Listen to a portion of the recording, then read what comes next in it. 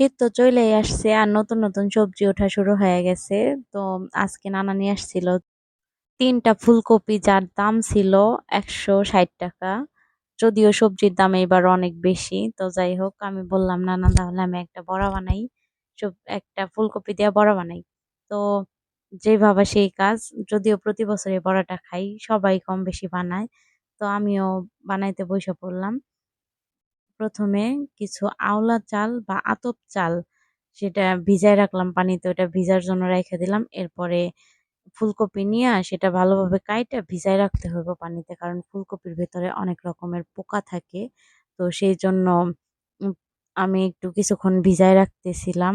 ফুলকপিটা সুন্দর মতো কাইটে একটু বড় বড় সাইজ করে কাটছিলাম।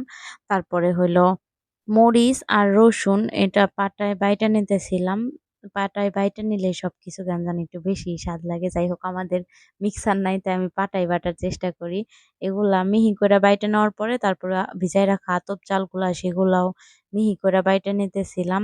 একটু একটা বেটার তৈরি করব, সেই জন্য আমি এইভাবেই বানাই। এইভাবে বানাইলে একটু মুচমুচে হয় আর অনেকক্ষণ মুচমুচে থাকে।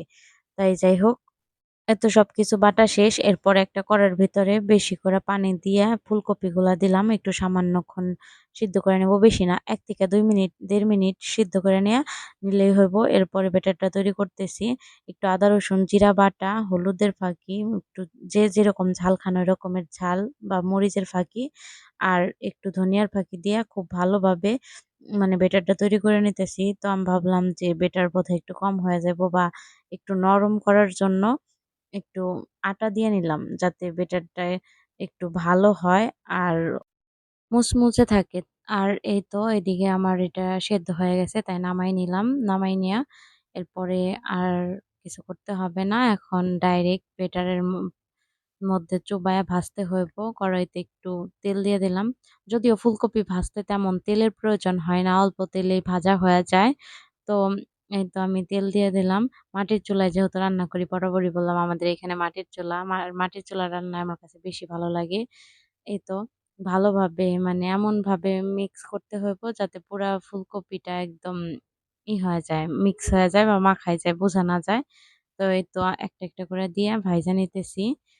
ভাইজানি অনেকগুলাই দেওয়া যায়, আমি ছোট ছোট করে কাটছি যাতে সেদ্ধ হয়, ভিতরে মশলাও ঢুকে, সেই জন্য। আপনারা চাইলে ফুলকপি সেদ্ধর সময় একটু লবণ দিয়ে নিতে পারেন, এতে করে ফুলকপির ভিতরেও লবণ যাবে। আমার যদিও খেয়াল ছিল না, পরে মনে হয়েছে যে একটু লবণ দিলে হয়তো ভালো হইতো। তো যখন ফুলকপিটা সিদ্ধ করবেন সামান্য পরিমাণ লবণ দিলেই হয়ে যাবে। এই তো আমার ফুলকপির বড়া রেডি। আর কার কেমন ভালো লাগলো অবশ্যই জানাবেন। আমি জানি এবছর আপনাদের অনেকেরই এই বড়াটা খাওয়া হয়ে গেছে, আমার হয় নাই বিধায় আমি এইবার করলাম। তো কেমন হয়েছে অবশ্যই জানাবেন। আর কেউ বলবেন না আমরা সব পারি, অবশ্যই আপনারা পারেন। আল্লাহ হাফেজ।